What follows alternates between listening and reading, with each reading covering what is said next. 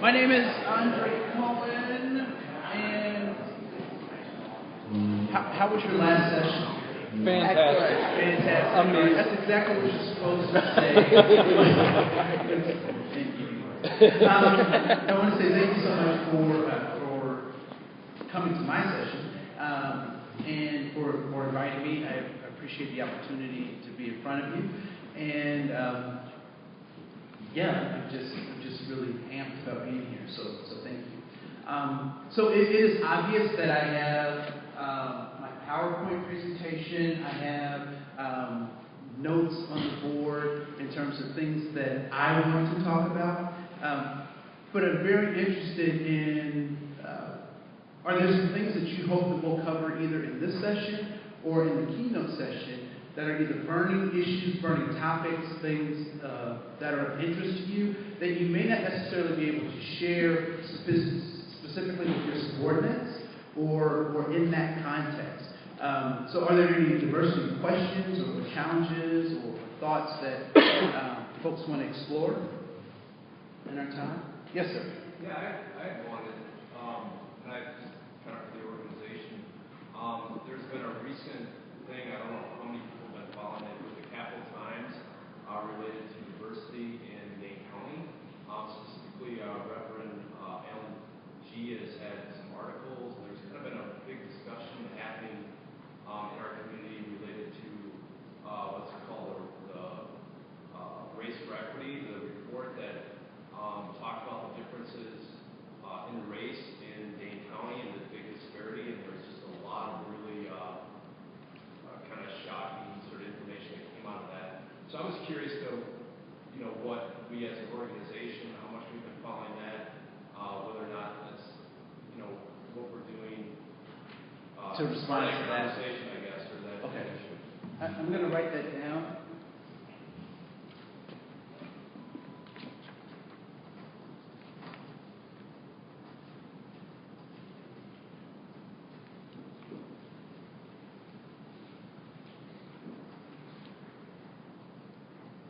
That's really hard to see. Not for you. So I'm going to bring that up with the large group. So when we have that conversation, when we have that opportunity to have a conversation about how do we address some of these disparities, and I'm not familiar with that particular report, but I would imagine that is probably similar to some of the things that we're seeing in the metro in Minneapolis and St. Paul. So we'll have an open floor conversation about that. Thank you. Other folks, are there other things, other burning issues, questions, comments? Yes? Yeah, I think it's the phenomenon of being Midwest nice can be bad for inclusivity. The notion of it's okay that you're different, but let's not talk about it. So if that can work into the conversation, I think that would be helpful. Yeah, and I'm not sure how it gets framed in Wisconsin, but we certainly associate it with being Minnesota nice. Mm-hmm. And we also kind of talk about it being passive aggressive, and that folks will be nice to you in person, but get behind the wheel of a car and it's going like Donkey Kong.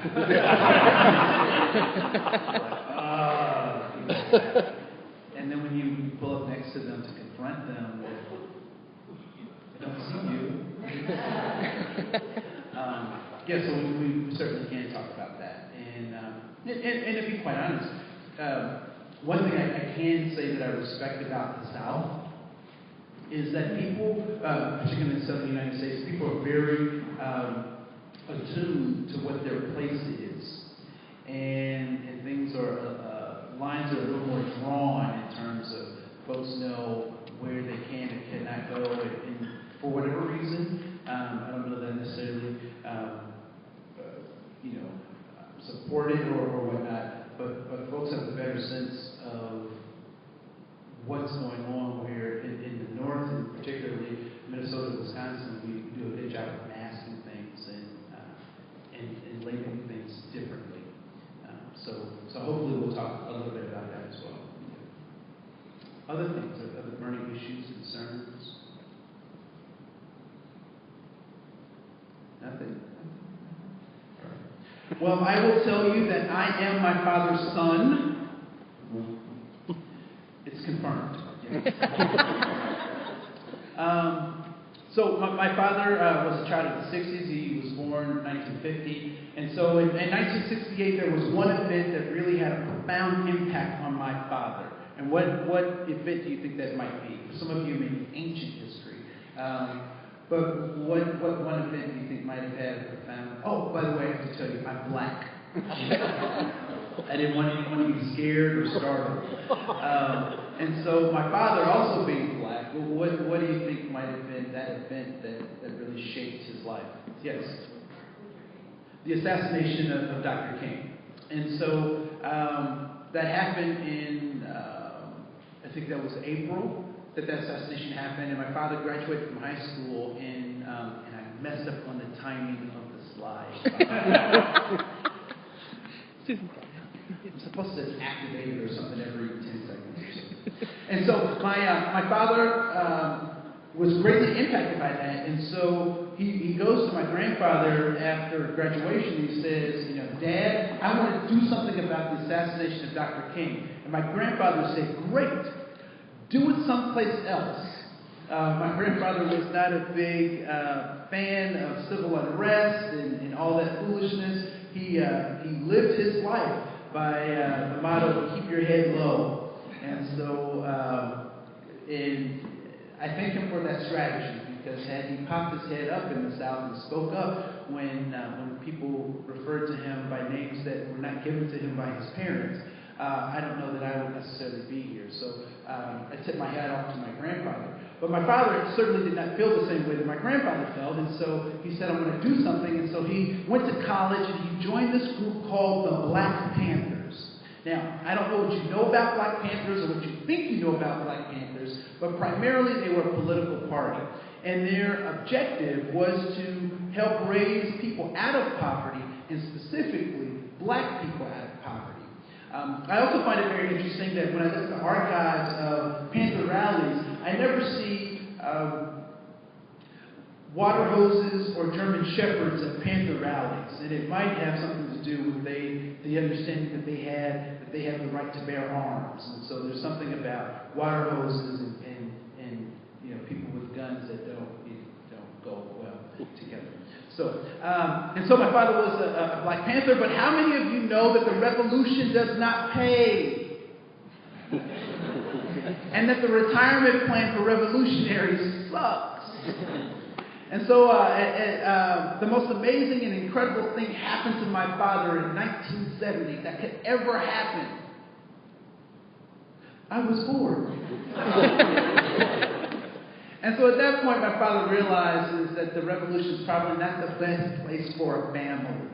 And so he leaves the revolution, cuts his afro, tucks away his patent leather jacket and beret, and gets a 9-to-5 square job.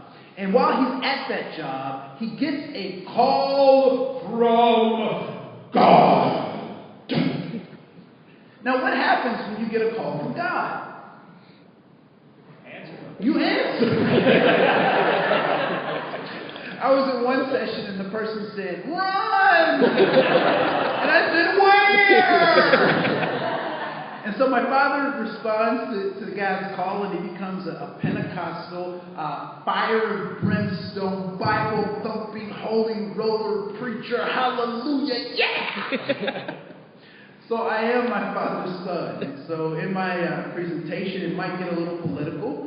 But that's not my fault, and it might get into I might break into some preaching stuff. That's also not my fault either, because I'm my father's son. One of the things I will say about that experience of being at a young age politically awakened, and in my later teen years really coming to grips with the principles that my father was trying to get across through his spiritual experience, is the fact that we do more in our interactions with each other than just what we can see. That we actually do have a spiritual connection with one another, even if some of us don't believe that we do. And, I don't want to get all spooky and mystical or anything like that, but it's as simple as being able to hear someone smile on the phone. Have you ever had that experience where you're talking to someone and you know they're smiling, but you have no evidence that they're smiling, right? And so it's that human connection that we oftentimes don't get the chance to make because of what I call obstacle illusions. And we'll talk more about that after lunch, obstacle illusions.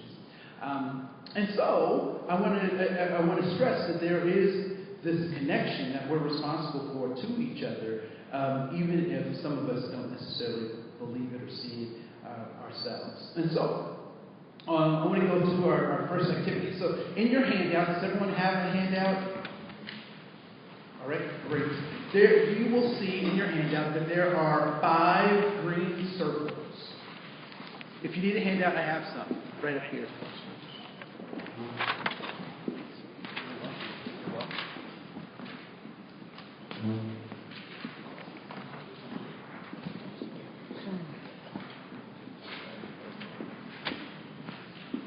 So there are 5 green circles, and what I want you to do is I want you to put one thing that you value or that is important to you in each one of those circles.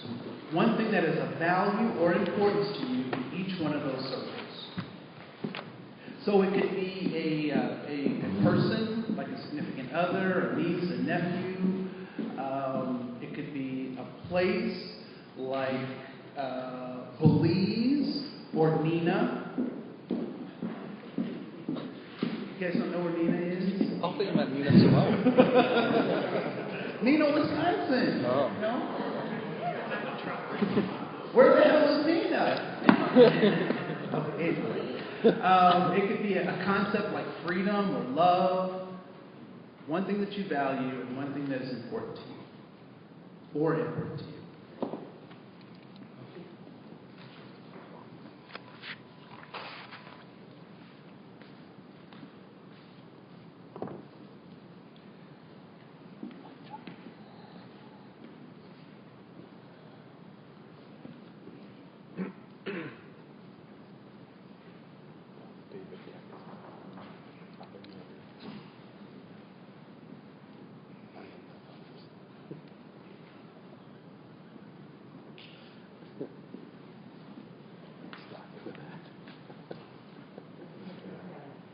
So, yeah.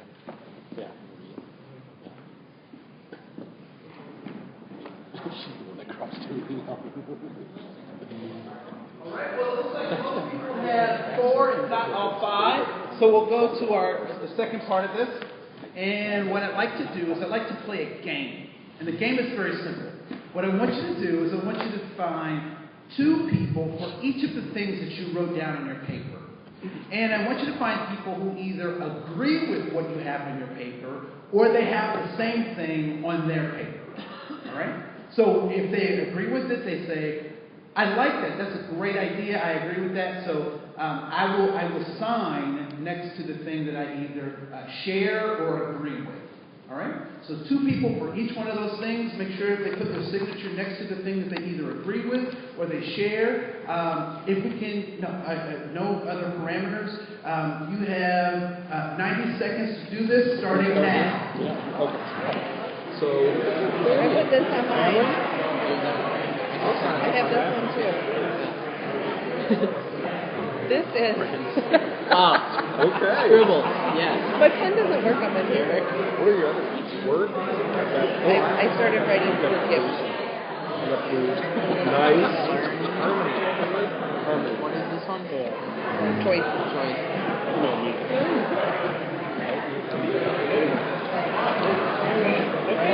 I first used what else? Flirt with me and heart happiness.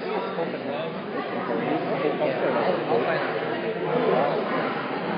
It's kind of,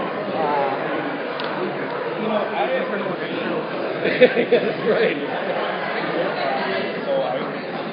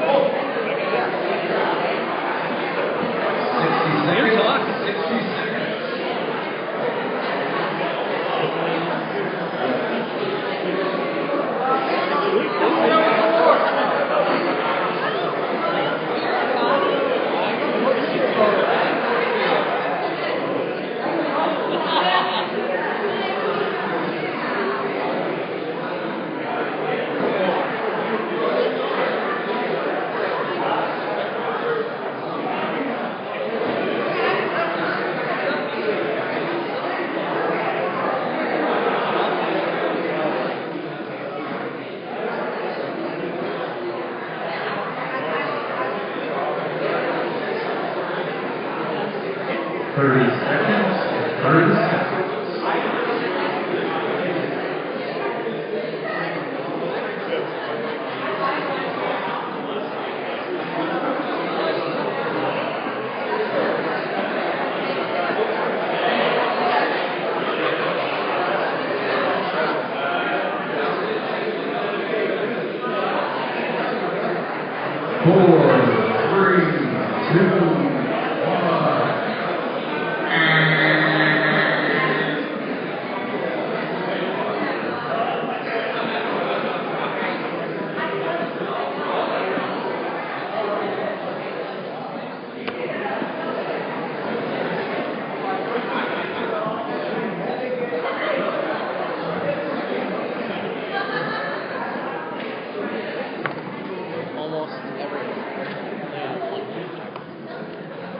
One person did So that. as you're going around the room, where did you see or what was the most interesting thing that you saw that someone had written on their paper? What was the most interesting thing that you saw?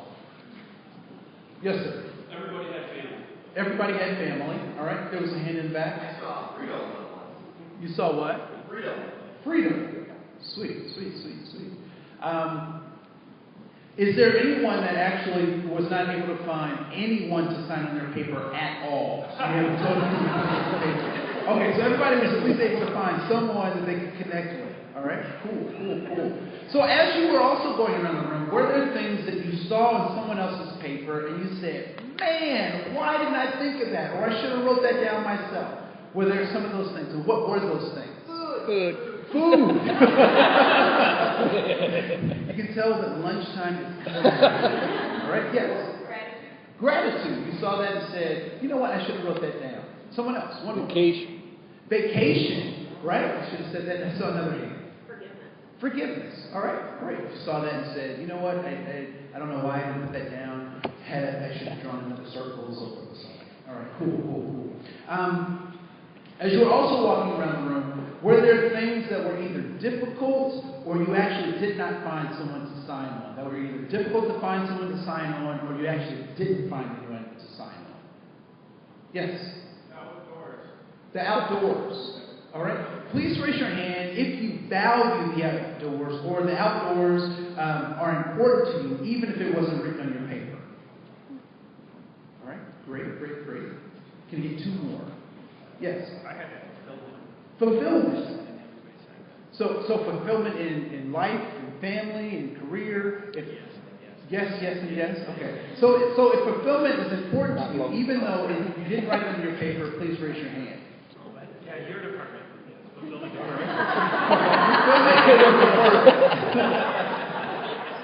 All right, one more. Food. I was surprised that there were if more food is foods. important, even if you didn't write it down on your paper, please raise your hand. And good food at that. Yeah. Right? All right. Cool. Good. So what is the obvious? What's the obvious goal or lesson in this particular activity? Identify common ground.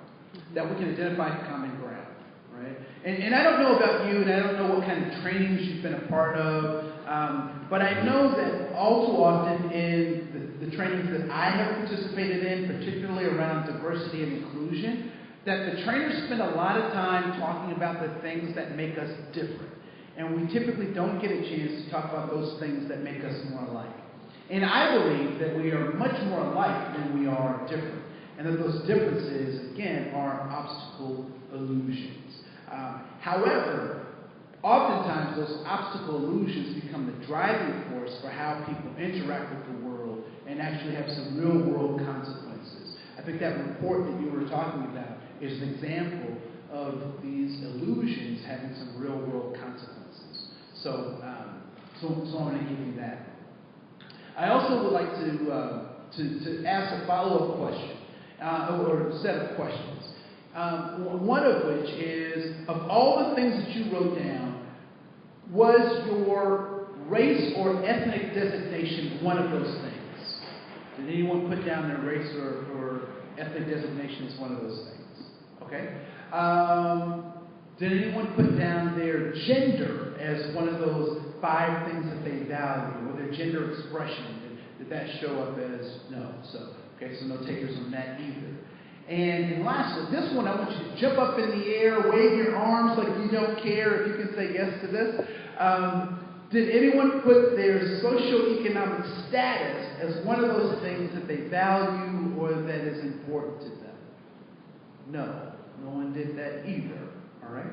So why do you think it is that none of us in this particular session said that our race or ethnic background wasn't important or valuable in terms of this activity? Why did we not say our gender or gender expression, how we show up in our gender roles, was not important? And why was our socioeconomic status not one of those things that we wrote down as important or valuable to us?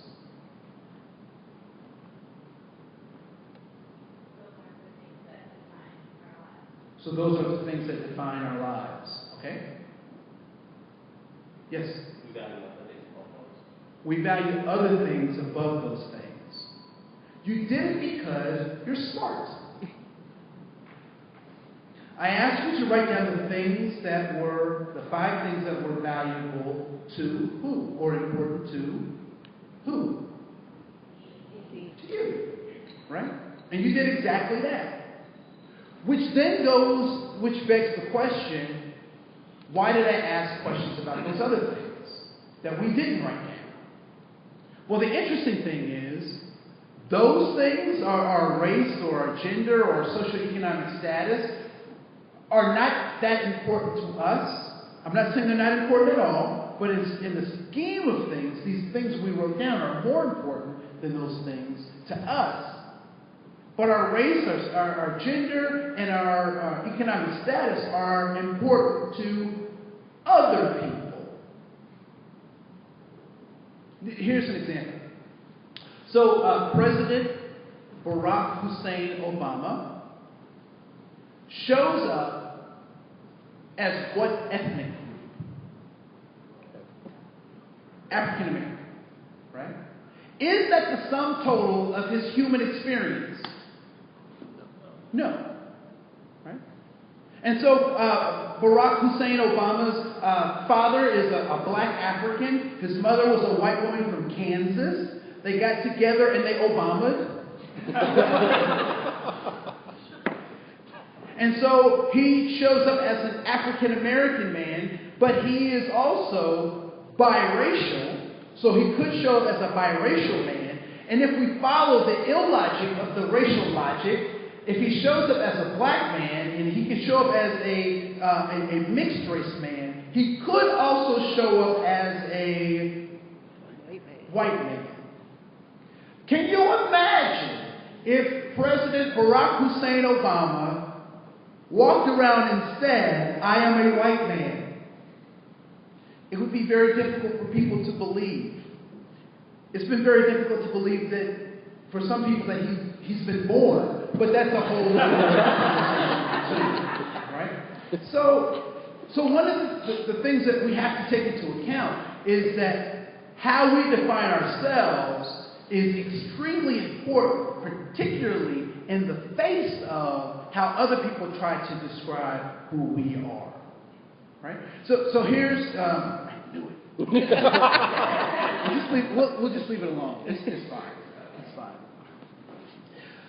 So in the face of how other people try to describe who we are, and so when we deal with our clients, when we deal with our customers, when we deal with our subordinates, it's important that they be able to describe us, not necessarily by what society says, but by the character that we demonstrate to them. In my classes, I teach my graduate students, you don't have to like me, but I should command respect by what I do. And so that should be the same with how we interact with our coworkers, our subordinates, and our clients. Because sometimes our goals aren't going in the same direction. And so we get that friction. But at the least, they should know that I'm a person that they can rely on to be a fair and equitable person. So we'll continue on with this. So in your, next to those green circles is a large circle. And we're going to call that, I was looking for my marker. Right here. Oh, great, thank you. We're going to call that the circle of all human knowledge. Okay, it's a little melodramatic, right? So, but we're going to call this the circle of all human knowledge. Let's refer to it as a pie, all right? So what I'd like you to do is we're going to cut 3 pieces of this pie. The first piece is a piece of pie the size of what you know of everything that there is to know. So all mathematics, all science, all history, all religious beliefs, everything that there is to know is contained in this pie, and I want you to cut yourself a slice of pie the size of what you know of everything there is to know. I don't know if I can even draw another line. It's what's on the night.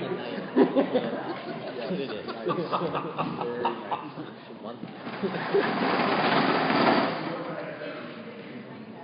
So what are some examples of things that you know?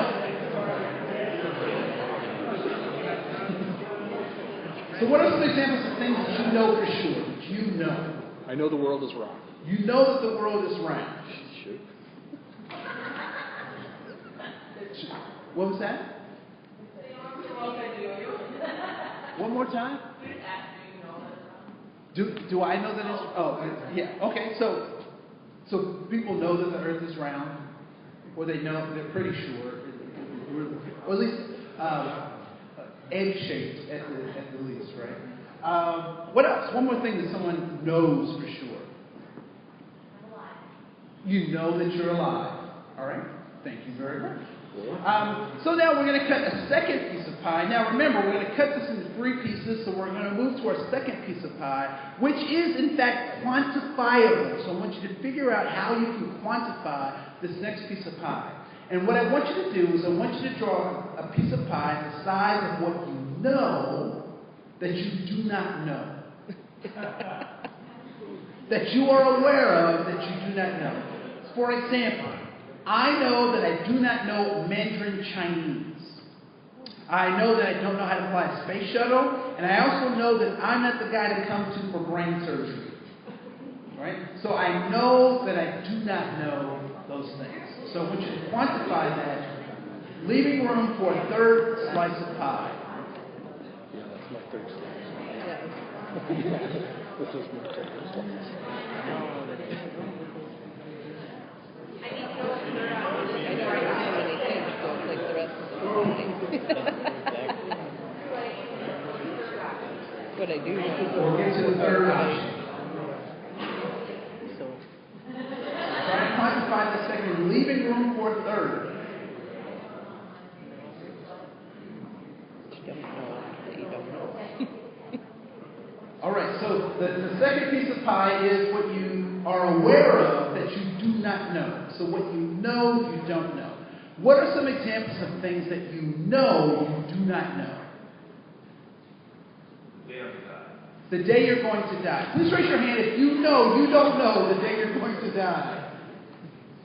The rest of you need to give me the lottery numbers. One more thing. What's one more thing that someone knows that they do not know?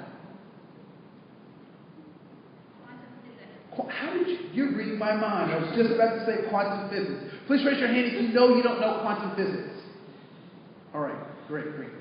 So there's obviously things that we know. There are things that we know we don't know. And so what do you think the third piece of the pie is?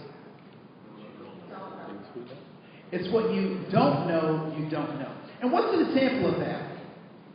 It's a trick question. You don't know what you don't know, right? So this is don't know.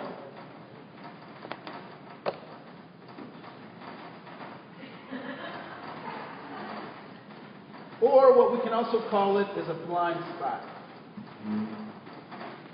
We can also refer to this as a blind spot. And it's funny, I did this presentation and someone said, hey, you got that from Donald Rumsfeld. And I said, you can use it for good or for evil, you decide. Right? So what I would call this is a paradigm. simply the way you see the world. The way you see the world. And where is the first place that we are introduced to a paradigm? Who are the first people who give us a glimpse into a paradigm? Our parents, right? And typically, where do our parents get their paradigm? From their parents. Has anyone ever made a copy of a copy of a copy of a copy of a copy of a copy of a copy? What happens to that copy once you get to about the 10th generation? It fades. Does it look exactly like the original? No. And in a lot of ways, it's distorted if it's even, if you can even read it, right? Because of the denigration of the copy. And so all too often, what our parents have done is that they've given us what they know, and what they knew was appropriate for the context that they were in. But as context changes, sometimes our paradigm has not.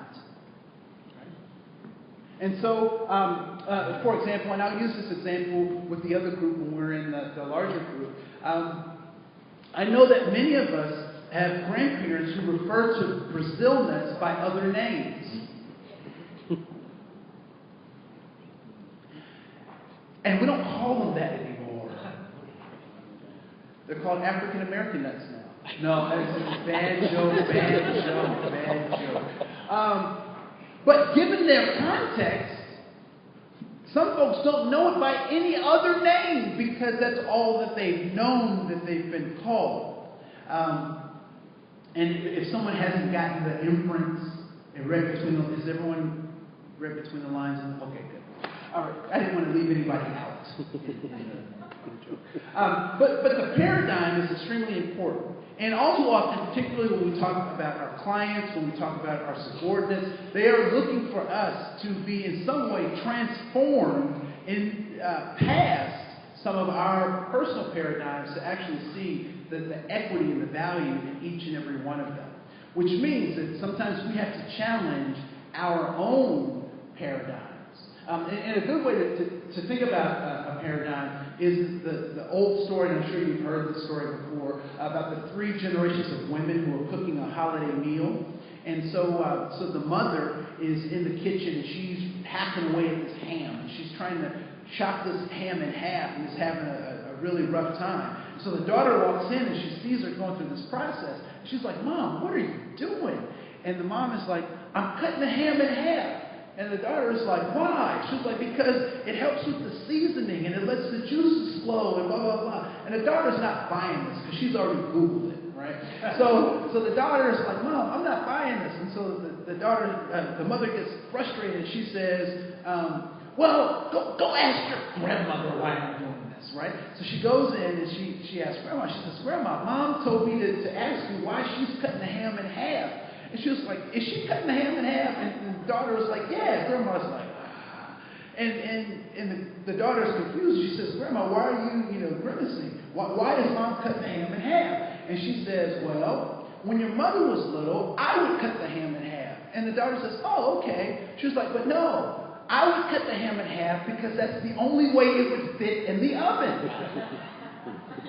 And so now the mother is doing what she saw the grandmother doing, but not having the same context that the mother did. And so all too often, the people that we're working with, we either don't share their context or we don't necessarily understand their context. And so their behavior seems outside of the norm. It doesn't seem like it makes sense. But what we have to also understand is that oftentimes they're caught in a cave. They're stuck in a way of thinking that oftentimes is limiting to their ability to be effective. And so our job is to be that light, to be that beacon, to be self-illuminating, to illuminate ourselves, but also to bring others into the light. Right? So in your handout, you can open up. We're going to talk a little bit about the allegory of the cave. How many people are familiar with the allegory of the cave, Plato's allegory of the cave? All right. Anyone seen the movie The Matrix? Right? Anyone seen the movie with Robin Williams, What Dreams May Come? Right? So both those movies are based on the allegory of the cave, and we'll spend a little time talking about this while we're together. So imagine prisoners chained since childhood deep inside of a cave. So first of all, when you think of a cave, what is the atmosphere like in a cave? What comes to mind when you think of a cave? Dark. That is dark. It's cold, damp. All right? Who should be living in said dark, damp, cold places? Bears. Bears may live in caves. What else? Rats, bats, lions, tigers. Oh my! All right? So it's typically a place where we would expect to find animals. But here we start off the story with the fact that there are children chained in the cave. Not only are their limbs immobilized by the chains, but their heads are as well, so that their eyes are fixed on a wall. So not only are these children in this cave, not only are they chained, but now they're limited in what they can actually experience in the cave. Behind the prisoners is an enormous fire, and between the fire and the prisoners there is a raised way, along which men carry shapes of various plants, animals, and other things. The shapes cast shadows on the wall, which occupy the prisoner's attention. So what is a shadow? It's a what? It's a likeness of. Right? So it is a likeness of an object, but is the shadow the same as the object? No. Right? So shadows can be longer than the object, they can be shorter than the object, they can be wider than the object, right? And what is it that is casting these shadows? The light. Right? And what kind of light is it? It's a what? Yeah, it's flickering. It's flickering fire light. Now, is fire natural in caves? No. So how did the fire get into the cave? Someone made the fire in the cave, right? And it's also making the shadows. So here we have prisoners since childhood looking at these shadows by this firelight that was made by someone. And let's see what happens. Along which men carry various plants, animals, and other things, the shapes cast shadows on the wall, which occupy the prisoner's attention. What should prisoners be thinking about? How do I get out of here? But they're stuck on these shadows. So one of the things that as people who have the mission to help people with money, we often have to remember is that people sometimes are operating outside of their shadows, or they're operating with shadows in mind, right? And so, it's funny. I went to a neighborhood car dealership and applied for a car loan, and they said, "Yeah, we'll give you a car loan at 23% interest." I said, "Keep it. I'm not walking in that shadow." But the only reason they offer that is because somebody will take it. Because all too often, sometimes folks don't realize what those things mean, because the shadow is so important for them to chase that the ramifications of that shadow are not something that they want to consider, right?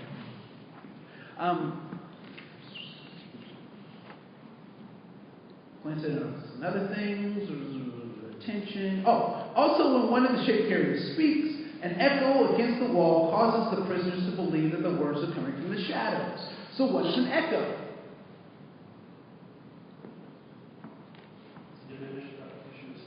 It's a diminished repetition of sound. Very good. I like that. You got it. Wikipedia. Is an echo the same as the original voice? No, it's not. Right? So now they're looking at shadows that are distorted images. They're now listening to distorted images. And now they also think that the distorted images are talking with these distorted sounds. If we were to walk into this situation, what might we think? What might you think if you walked into a situation where these people are looking at these shadows and listening to them? That they're crazy, right? Reality TV.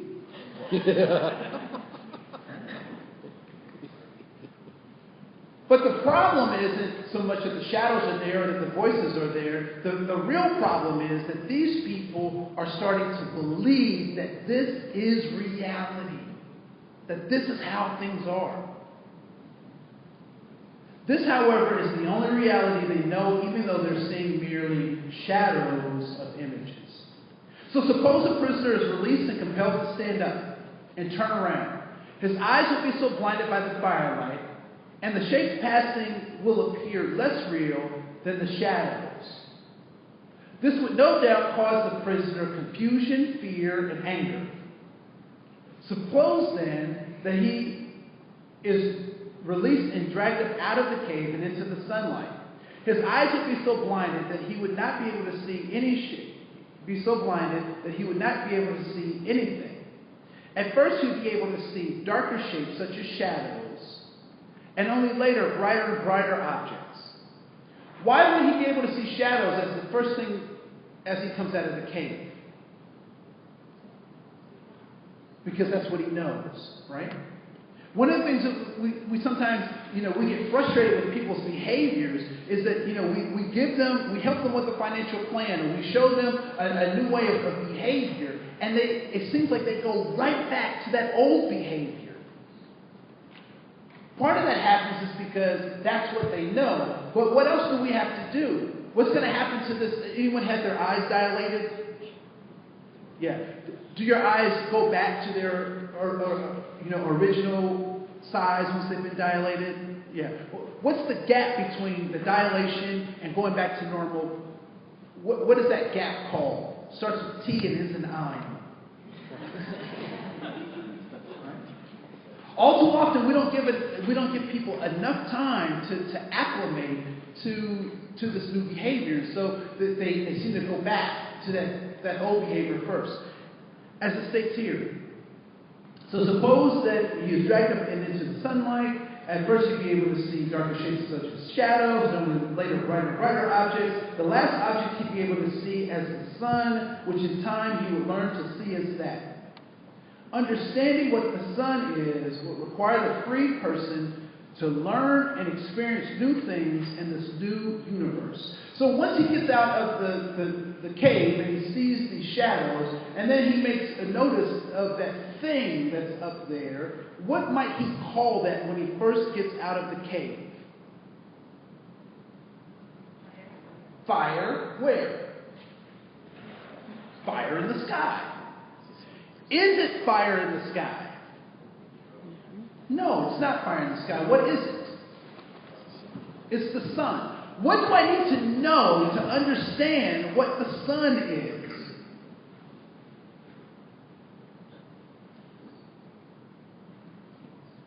What do I need to know? Is it in the sky, first of all?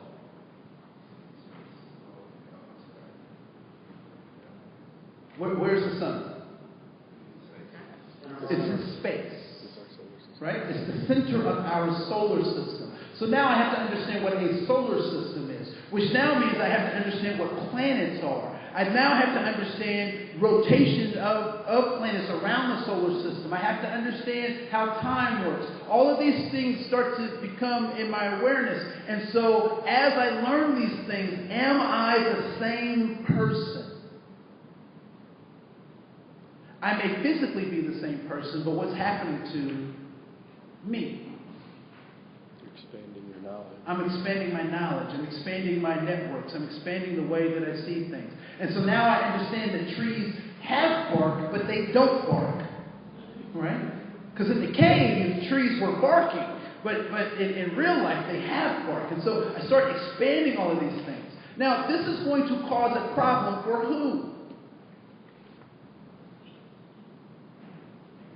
For you. It could cause a problem for me. Because now I know something which before I did not know. And so we're going to continue to see what happens. So once enlightened, so to speak, the free prisoner would no doubt want to return to be as free as fellow bondsmen. Does that make sense? He wants to go back and help. I'm going to go back to my community. I'm going to go back to blah, blah, blah, and I'm going to help. But what's one of the problems that he now has? He has knowledge that they don't have. He has a way of talking. He has a lexicon. He has a way of being that they don't necessarily understand. And so this is going to be problematic for him. Descending back into the cave would require the free person's eyes to adjust again. And for a time, he would be inferior at the ludicrous process of identifying shapes on the wall. The free person would no doubt tell the captives of his experiences and outside the cave. His description and language would be difficult for them to interpret and understand. This would cause confusion, fear, and anger in them as he did experience. Many of the prisoners would not want to be free. Wait a minute, problem. So I have this new knowledge, I've had these experiences, I'm trying to relate this great stuff to you, and these people do not want to be free. Why? They don't know any different. They've been conditioned to their environment. They're afraid. What are they afraid of? Of change. Of what else? The unknown. The person isn't the same as they were when they were there. So the person isn't the same as they were when they were there. How many of us, you don't have to answer this about your current position, but at any position in your life, were a part of a team and then was promoted outside of that team to manage that team and experience this very same stuff? Right? Yeah. And so all of a sudden, your coworkers now see you in a different light. We'll read the rest of this and see what else happens. So here we go. The free person would not captive, the description of the language, they would not want to be free. His attempt to free them would make his fellow prisoners murderous towards him and anyone else who would attempt to free them. So not only do they not want to be free, but they want to kill the person that wants to free them. Have we seen this play out in human history? Where someone says, there's a better way we can live, there's a different way we can live, here's the option, and as opposed to taking the option, they said, you know what, it's easier for us to get rid of you than to actually change us. Any other son, Christ. Okay, so Christ is an example of that, right?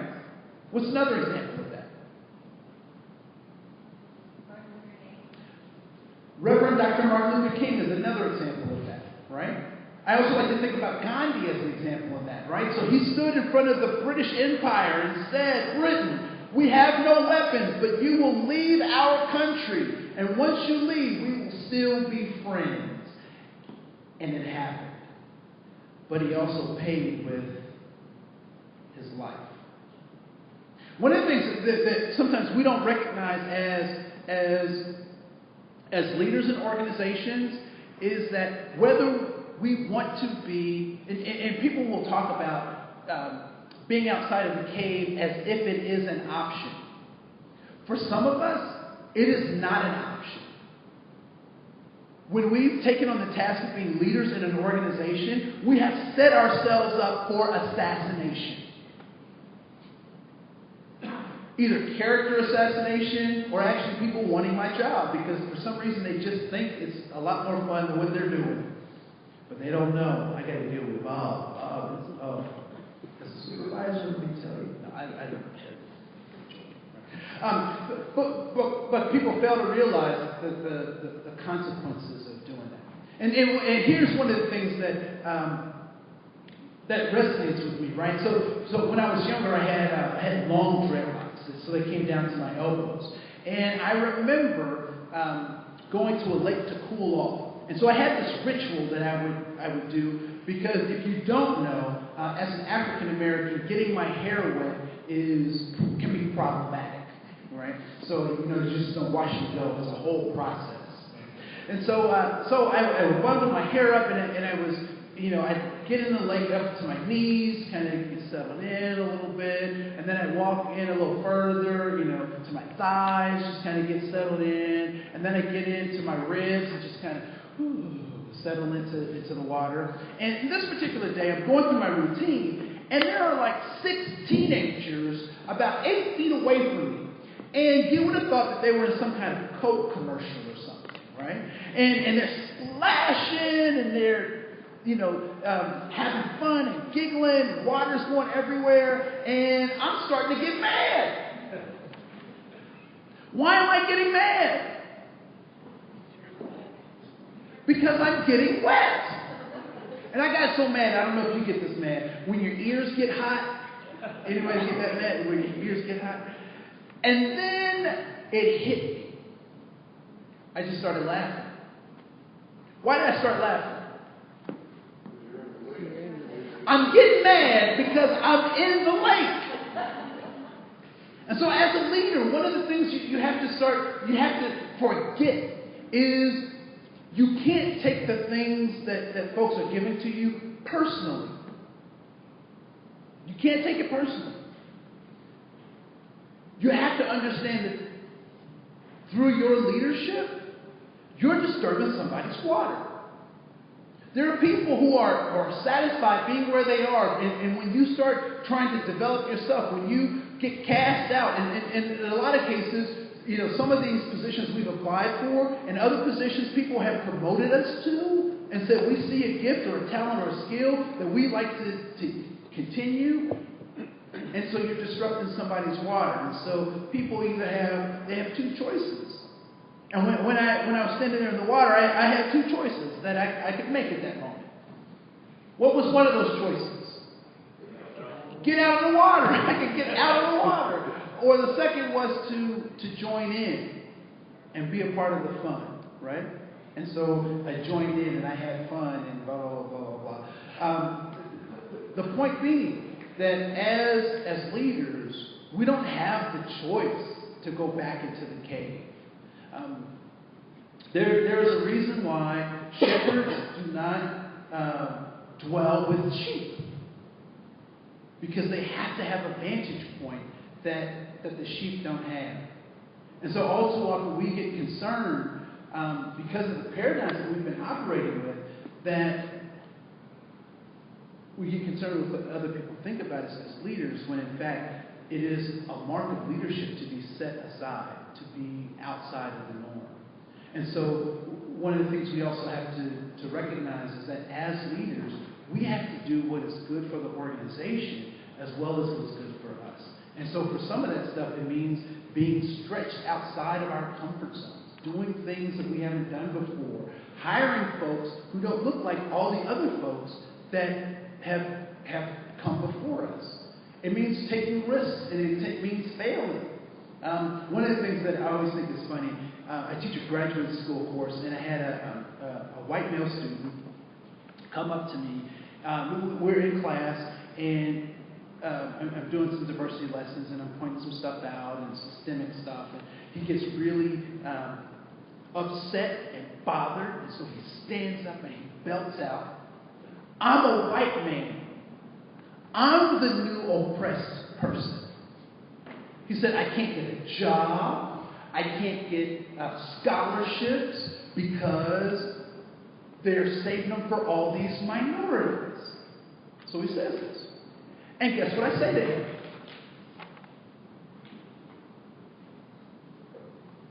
What would you say to him? How does it feel? How does it feel? I told him I agreed with him. I said, "You're right."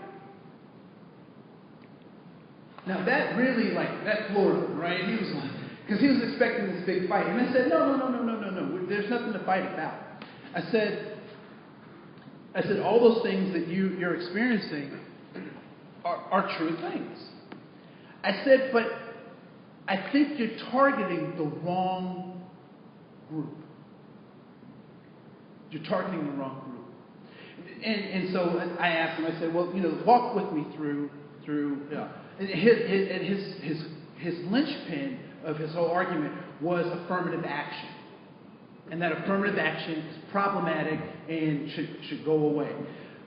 What I didn't tell him, but I probably should have told him, is that in another 15 years, you're going to need affirmative action, but that's a whole other conversation. So I asked him, I said, well, when you talk about this affirmative action stuff, what are you talking about? He said, well, they have these quotas. Now, I will tell you that there are no quotas. It is illegal to have quotas, but we do have goals. So I said, when you think about these quotas, what are we talking about in terms of quotas? Are we talking about 100% of the workforce? Are we talking 50% of the workforce? Are we talking 25%? Are we talking 10% of the workforce? And so he says, 10% of the workforce. I said, okay.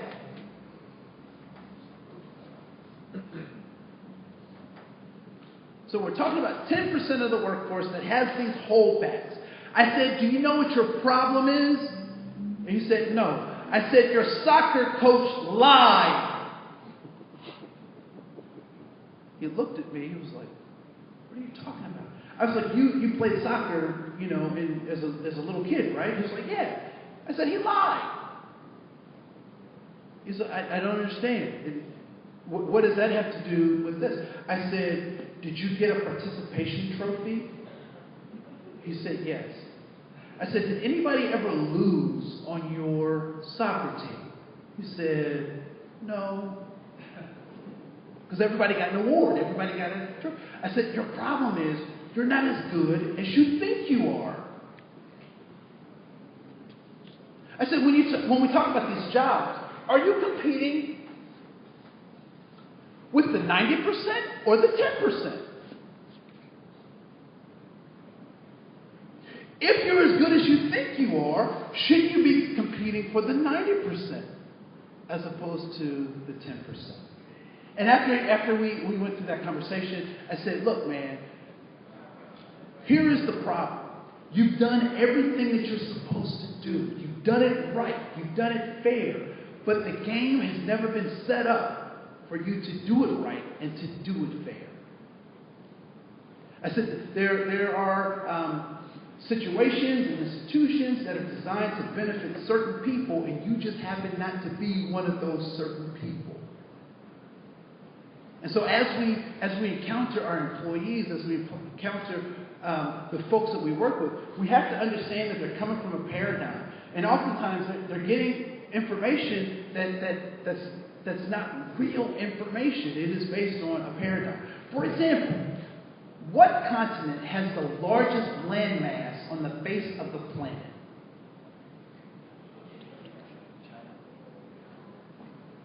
Africa. The United States,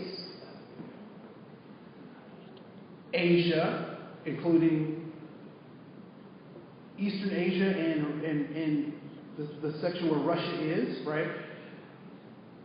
And Australia and the United Kingdom can all fit on the landmass of Africa. When we think about the complications that they have in Africa, part of the complications is they have so much land to deal with and so many people to deal with so little money that it's difficult to do. Can you imagine the country the size of the United States operating on half of what we operate on, or a third of what we operate on? And so those are some of the challenges. So the truth and reality sometimes don't match up because of people's paradigms. And so when I'm asking you as leaders to be those people outside of the cave, to be the beacon, to call people to what is true and good about themselves. And we'll talk more about that in the keynote right after lunch. And what time is it currently? Just want to make sure I don't go over. 10 after. Oh, 11. Sorry. I'm out of time. Bye. Why didn't somebody say something? You guys are like all super polite and nice. This is worse than being in Minnesota. At least in Minnesota, I get the passive aggressive stuff. You guys are just like so nice. So we'll talk more about this stuff after lunch. Thank you so much.